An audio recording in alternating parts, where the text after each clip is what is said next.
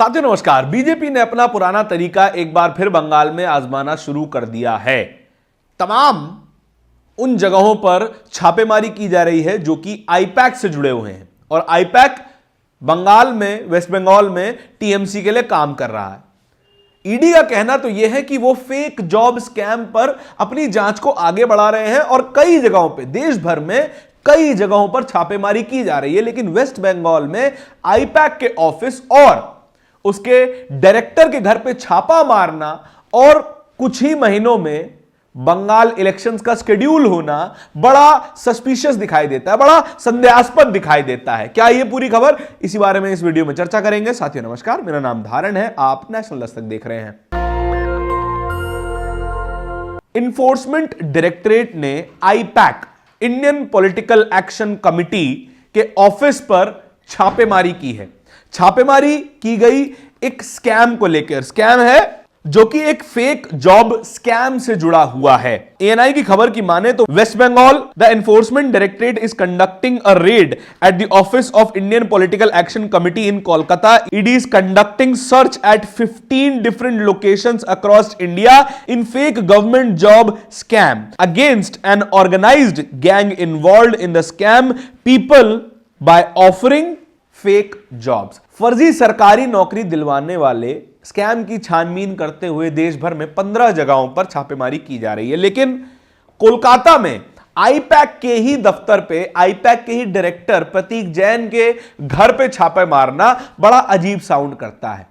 जनवरी चल रहा है, जिस दिन यह छापेमारी की गई तारीख है 8 जनवरी 2026 और अब से 3 महीने बाद बंगाल में चुनाव होने वाले हैं। मार्च में चुनावों की डेट भी सामने आ जाएगी। अभी तक बंगाल में तमाम पार्टियां, टीएमसी, कांग्रेस, बीजेपी, ये 3 मुख्य पार्टियां अपनी अपनी रणनीति बनाने में लग चुकी हैं। टीएमसी का जो चुनाव मैनेज कर रही है वो आईपैक है।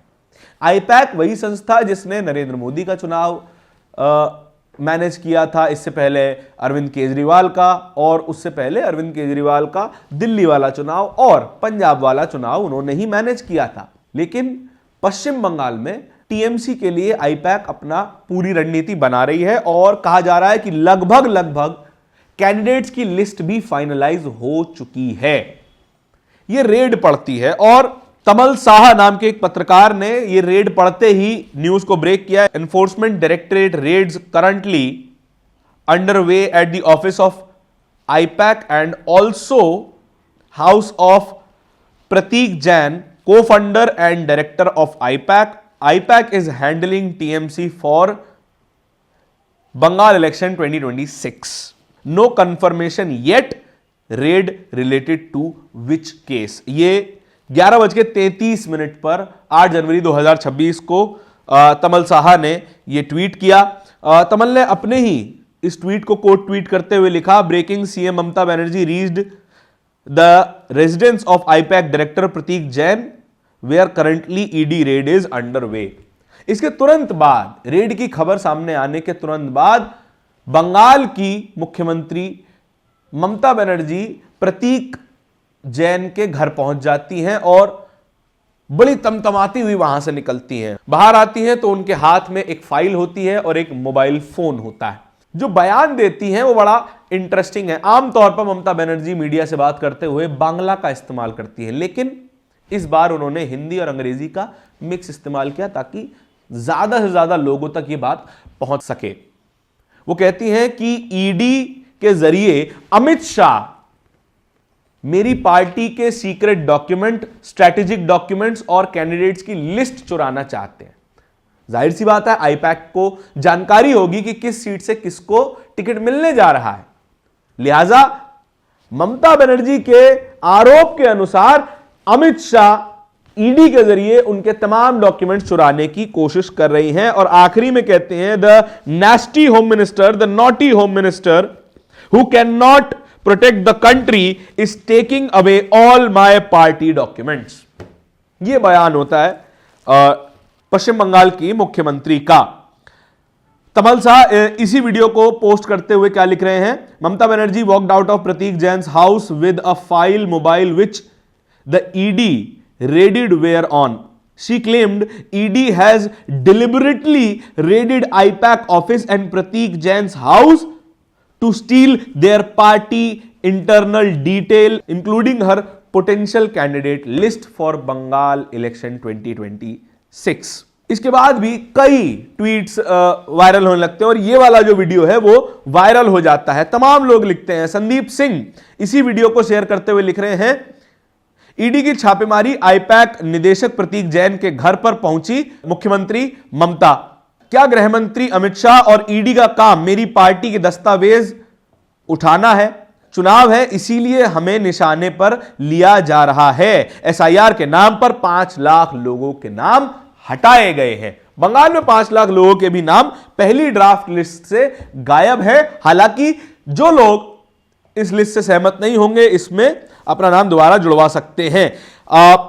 टीएमसी की राज्यसभा सांसद महुआ मोइत्रा इसी विषय पर ट्वीट करते हुए लिखती हैं, बीजेपी ऑफिशियल डराव धमकाओ arm the ED raiding consultants to illegally gain access to TMC's strategic documents, candidate lists, etc. In last ditch effort for 2026 Bengal, we will fight you and win Amit Shah. You will regret this. आप इस पर पछताएंगे और आप हारने वाले हैं 2026 का election. और साफ तौर पे कह रही है कि ये जो ईडी है वो भारतीय जनता पार्टी का ही एक अंग बन गया है, डराओ धमकाओ अंग, जिसके जरिए वो इलीगली एक्सेस करना चाहते हैं वो तमाम डॉक्यूमेंट्स जो कि टीएमसी की स्ट्रैटेजी को बताते हैं, टीएमसी किस तरीके से चुनाव लड़ने वाली है, किन किन लोगों को चुनाव मैदान में उतारने वाली है, उस सब का एक्सेस चाहती है। और तमाम तरीके के बयान इस पूरे मामले में आ भी रहे हैं। तमाम लोग कह रहे हैं कि ये जो ईडी की रेड है वो साफ तौर पे टाइमिंग उसकी गलत है। बंगाल में चुनाव होने हैं और बंगाल की राजधानी में भी उस एजेंसी के ऊपर ईडी की रेड की गई है जो एजेंसी सीधे तौर पर ममता बनर्जी से रिलेटेड है और ममता बनर्जी वहां की मौजूदा मुख्यमंत्री हैं, सबसे बड़ी चैलेंजर हैं। बीजेपी अच्छी खासी सेंध लगाने में कामयाब हो गई थी पिछले चुनावों में। कांग्रेस का अभी तक कोई अच्छा खासा स्टैंड पॉइंट बंगाल में नहीं है। इकलौती जो सबसे बड़ी प्लेयर बंगाल में है वो ममता बनर्जी है। आपके इस खबर के बारे में क्या विचार है कमेंट सेक्शन में बताइएगा जरूर। इस तरह की खबरों को और भी देखते रहने के लिए नेशनल दस्तक को सब्सक्राइब जरूर कीजिएगा। बहुत बहुत धन्यवाद। दस्तक की आपसे गुजारिश है कि अगर इसको बचाना चाहते हैं तो नेशनल दस्तक को सब्सक्राइब करने के लिए रेड कलर के सब्सक्राइब बटन को दबाएं, फिर बेल आइकन की घंटी दबाएं। नेशनल दस्तक को बचाने के लिए बहुत जरूरी है कि हर खबर को शेयर करें, लाइक करें, कमेंट जरूर करें।